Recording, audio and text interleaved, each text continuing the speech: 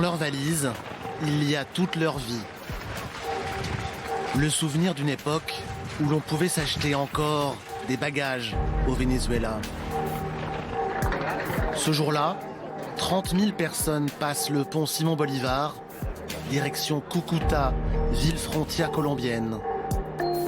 Au fond, les montagnes du Venezuela. Depuis 3 ans, la République bolivarienne se vide. Certains jours, ils sont plus de 100 000 à attendre. Du monde à en faire craquer le vieux pont en béton.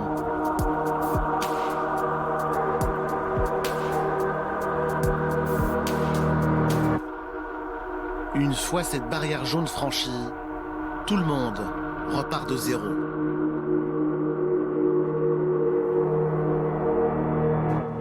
Sí, mi pasaporte, por fin.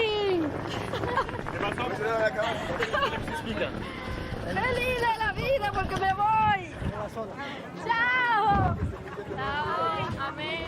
Pour sortir du Venezuela, un passeport suffit. Les autorités colombiennes acceptent aussi les cartes de mobilité frontalière. Elles autorisent à rester sur le territoire 7 jours, en théorie. 90% des passages sont des allers-retours. Il s'agit de gagner de l'argent, juste pouvoir manger. Necesitamos como un salario mínimo. No, muy fácil, ya. No, mira. Si je voulais acheter tout ça au Venezuela, il me faudrait 2 salaires mensuels. Et juste pour des produits de première nécessité. La lessive, le savon, le riz, les pâtes, les œufs. La moyenne, c'est 5 produits achetés pour un salaire mensuel. Mon mari fait les allers-retours. Moi, je ne peux pas laisser la maison toute seule. Elle serait réquisitionnée.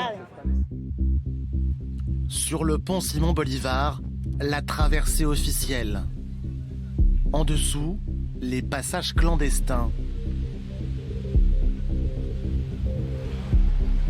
Ce groupe de sans-papiers vient de se faire arrêter. Il est reconduit côté vénézuélien. La police colombienne occupée, le champ est libre pour les trafiquants de pneus à quelques mètres de distance.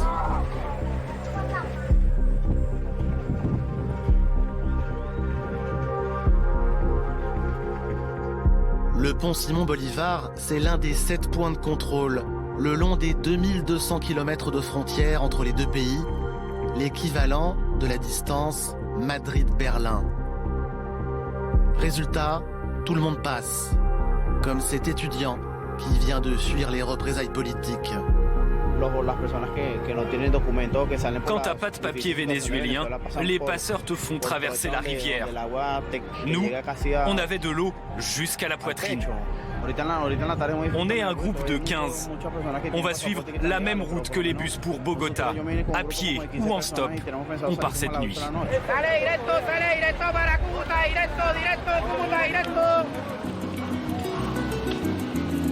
La historia que hoy les cuento se parece a muchas más. Está envuelta en sentimiento y en mis ganas de llorar. Porque nací en un país donde reinó la bondad, repleto de cosas buenas hasta para regalar. Pero en una época triste todo eso empezó a cambiar y aquellas grandes riquezas comenzaron a menguar. Le Venezuela est pourtant très riche. Dans son sous-sol, les premières réserves de pétrole au monde. Toute la richesse du Venezuela est née ici, sous les eaux du lac de Maracaibo. L'an passé, le pétrole aura rapporté au pays un pactole de quelques 9 milliards de dollars, environ 70% de ses revenus. L'or noir attire toute l'Amérique latine. Le pétrole finance les programmes de redistribution sociale d'Hugo Chavez, un président promu héros de la gauche du continent.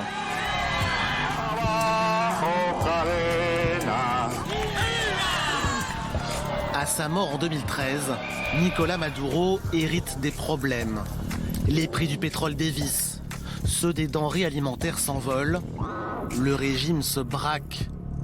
Entre contestation politique et violence policière, le pays s'embrase.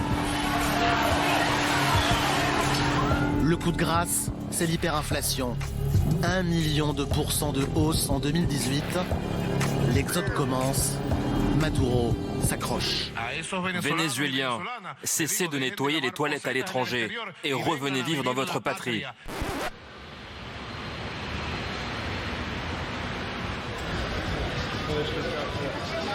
À Cúcuta, la ville frontière, détenir des bolivars n'a plus aucun sens. La monnaie ne vaut même pas le prix du papier pour la fabriquer. Dans cet apparterre, t'as 1 million de bolivars. Il y a 5 ans, t'as acheté une maison. Aujourd'hui, ça vaut un café. 1000 pesos. Ces vendeurs recyclent les billets en tressant des porte-monnaies et des petits articles de décoration. Pour fabriquer ça, il te faut 400 billets de 1000 bolivars coupés en morceaux. Oui, 400 billets. Pour survivre, on vient vendre ses cheveux. Le business est tenu par les Afro-Colombiennes de la côte Pacifique.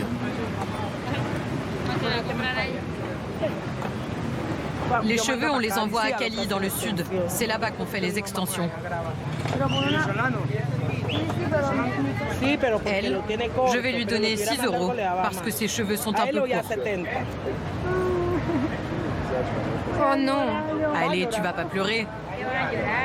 Elle est en train de changer d'avis. Laissez-moi, s'il vous plaît. Vas-y doucement. Allez, lève la tête. Bouge pas, chérie. Vas-y doucement. Oh non, quelle horreur! Cette femme craque, elle n'a plus le courage. La coupe lui rapporte 20 000 pesos, de quoi tenir 2-3 jours pour manger. Cet étudiant en médecine vient du centre du Venezuela. Il a fait l'aller-retour pour la journée. J'ai besoin d'un médicament pour ma grand-mère, pour la circulation du sang. Je l'achète et je rentre. Si je te tire les cheveux trop fort, tu me dis. Tu sais, la noire, tu peux me laisser chauve. N'hésite pas.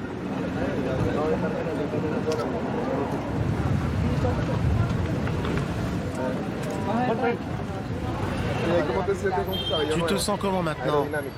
Je sens beaucoup mieux le vent. À Cúcuta, les Vénézuéliens enchaînent les petits métiers. Ils sont sans papier pour la plupart, à la merci des contrôles de police.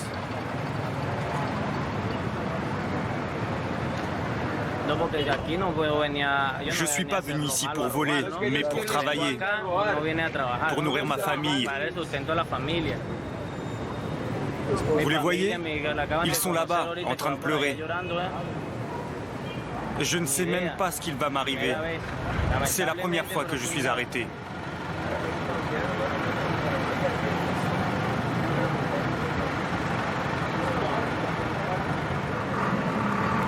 Donde baila la negra que machuca el pilón, chupa que chupa el colibrí, pica flor, donde nació un hombre ilustre llamado Simón. La tierra más hermosa es Venezuela, señor. Tuve que salir y meterme a cantante, pero yo disfruto aunque soy inmigrante. Algún día, esto es bastante, algún día Venezuela volverá a ser la de antes. En vivo. Dans son ancienne vie, Freddy Brito était musicien. Le rappeur de Caracas est hébergé dans une mission catholique à Cúcuta. Ici, 110 personnes sont en transit, mais la demande est largement supérieure. C'est le père Francisco qui a aménagé les locaux. Non, está bien, está bien, está bien. Esto es un ejemplo. Dans ce coin-là, ce sont des chambres doubles pour les familles. Y hay 2 literas. Il y a 2 lits. On peut accueillir jusqu'à 6 personnes par pièce. 6 personnes. Parmi les pensionnaires, il y a parfois des exilés politiques, hébergés clandestinement. Les autres sont ingénieurs, DRH, designers.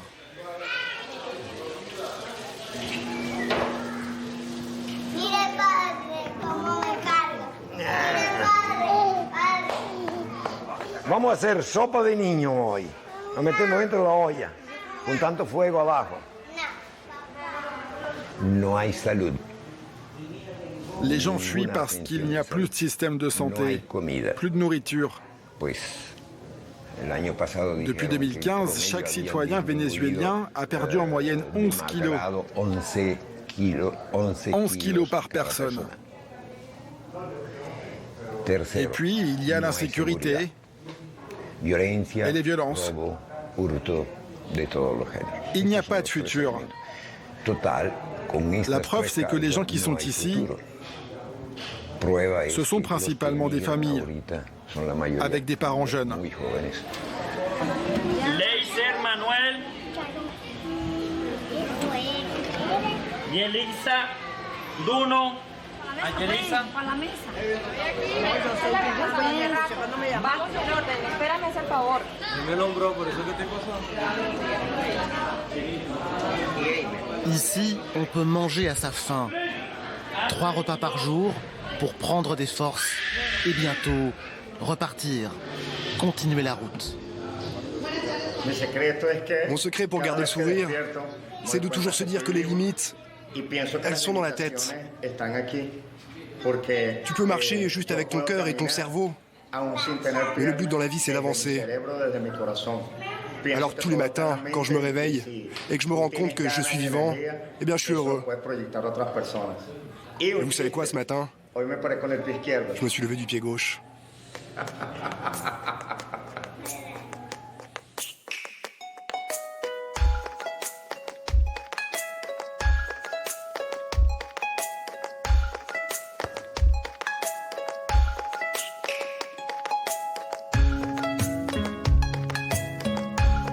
On n'a pas de téléphone, on n'a rien, mais on a des caméras qui tombent du ciel.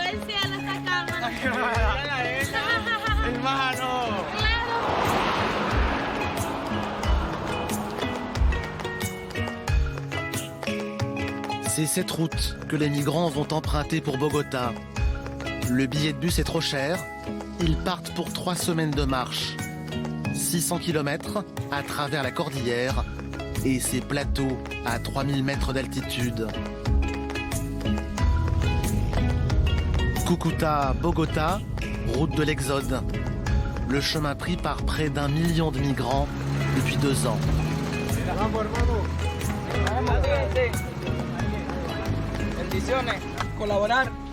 Moi, j'aide mes frères vénézuéliens. Je suis colombien, j'habite à 6 km d'ici. Et grâce au Seigneur, j'ai le bonheur de travailler. Alors je conduis les enfants à l'école. Et quand je reviens, je prends quelques marcheurs. La solidarité a un prix. 200 € d'amende pour les Colombiens qui prennent les migrants en stop. Mais chacun fait des petits gestes. Tu fais quelle pointure? 34.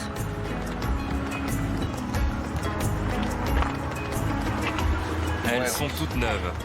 Et voilà des chaussures pour petit lutin. Tous les 500 mètres, des marcheurs. Ils sont jeunes, la vingtaine. La toilette, c'est au bord de la route. Pas d'argent, mais la foi pour gravir des montagnes. On est vénézuéliens et on meurt de faim.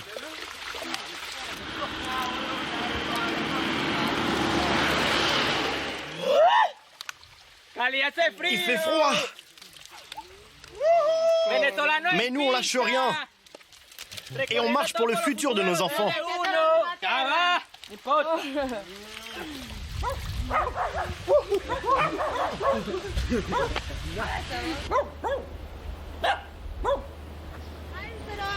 Sur la route, des groupes se forment. Ces jeunes viennent de Valencia, près de Caracas. Parmi eux, Reynard, 20 ans, enceinte de 2 mois. C'est moi le papa, je fais tout ça pour elle, ma femme.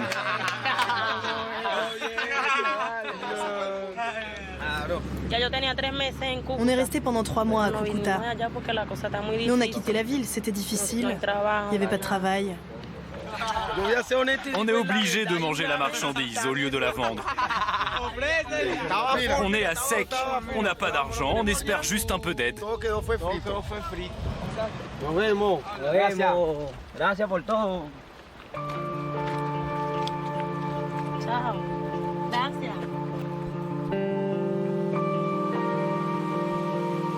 La nuit tombe vite dans la cordillère, les températures aussi. Ici, on dépasse les 2000 mètres d'altitude.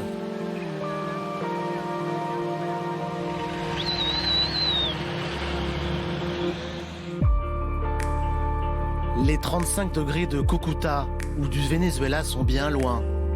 Ce soir-là, il fait 7 degrés. On a eu de la chance. On a trouvé un camion qui nous a déposés. Elle, la pauvre, elle a froid. Bienvenue au refuge. Quelques maisons mises à disposition par une Colombienne. Marta Socorro héberge les caminandes, les marcheurs. Ici, c'est un refuge improvisé. On est indépendant. On ne reçoit aucune aide des autorités. On a organisé ça avec mon mari. Quand on a vu toutes ces familles, ces jeunes enfants, emmitouflés dans des couvertures, on s'est dit c'est pas possible, c'est inhumain. Faut qu'on fasse quelque chose.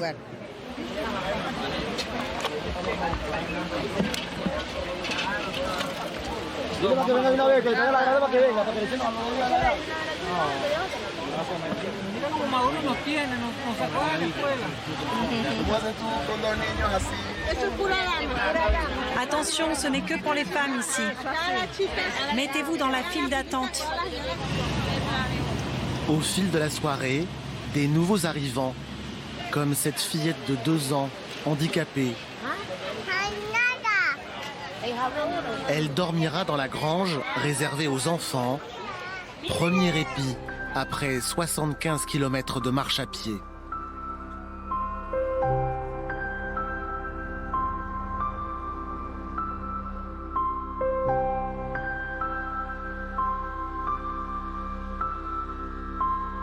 Mais sur les flancs de la cordillère, dormir sous la protection de la Vierge ne suffit pas.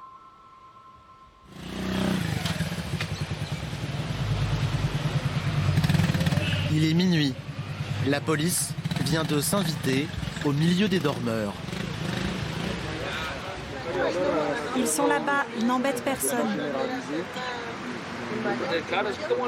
Bah oui, comme je vous dis, nous ne sommes pas embêtés, ni vous, ni moi. Mais les voisins, si. Ce sont eux qui nous ont appelés. Une demi-heure de pourparlers et Marta a gagné. Ses protégés pourront dormir tranquilles. Les autorités régionales ne prennent pas leurs responsabilités. Les mairies non plus. Et au niveau national, il n'y a pas de position politique. En revanche, on embête les civils, comme nous, qui vous aidons. Je m'excuse, au nom du peuple colombien. Mais non, on est très reconnaissants. Je vous aime, vous êtes dans mon cœur, je vous aime beaucoup.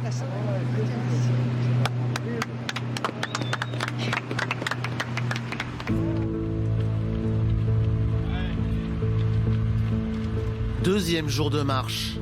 Les caminandes sont repartis à l'assaut de la cordillère.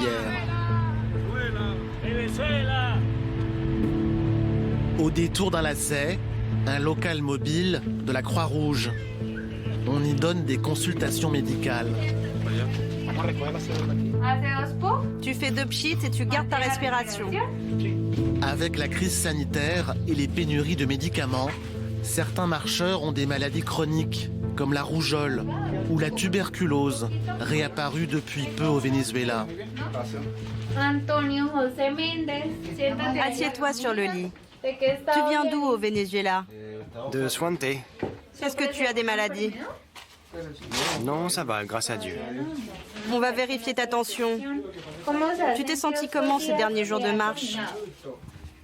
Ça va. Bon, ta tension est bonne. C'est loin le sommet? Ouais, ça va te prendre 4 heures à pied. 4 heures. Je te conseille de partir là-bas tout de suite, parce que si vous passez la nuit là-bas, les températures sont basses. Et tu as quel âge? Aujourd'hui, j'ai 46. Oh, mais bon anniversaire! Que Dieu te bénisse et te protège.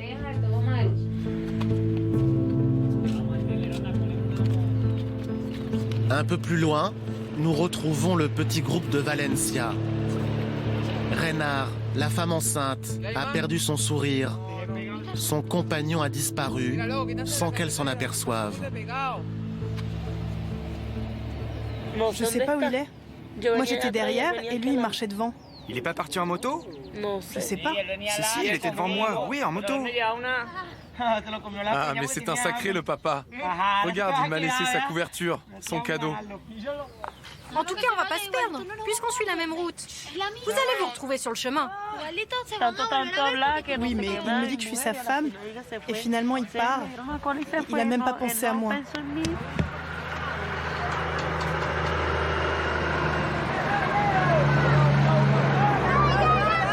Il veut bien prendre une personne. Vas-y, Reynard, vas-y. On ne peut pas tous vous amener, parce que la police va nous coller une amende, donc seulement la fille.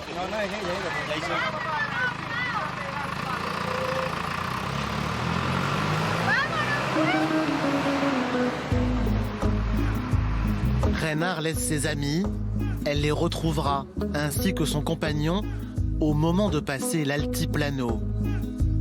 Altitude, 3200 mètres, température, 0 degré la nuit. Les plus courageux vont continuer la route sur 500 km jusqu'à Bogota.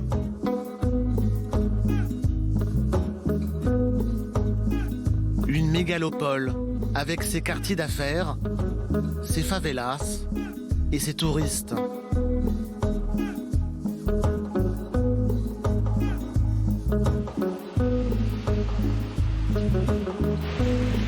On y trouve désormais aussi une jungle pour migrants vénézuéliens.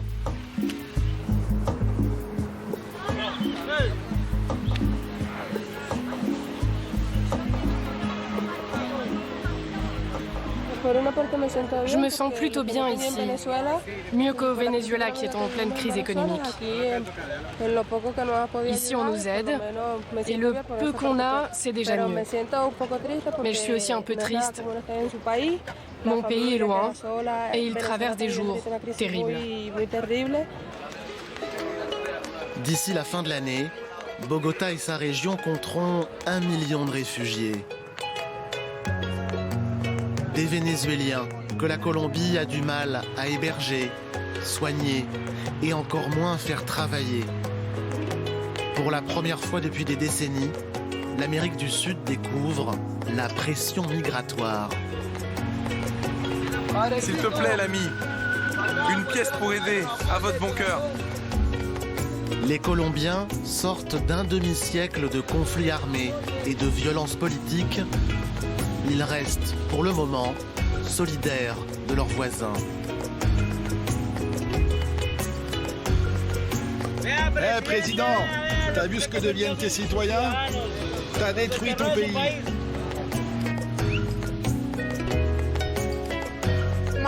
Eh, Maduro, le seul endroit où on t'aime, c'est en enfer.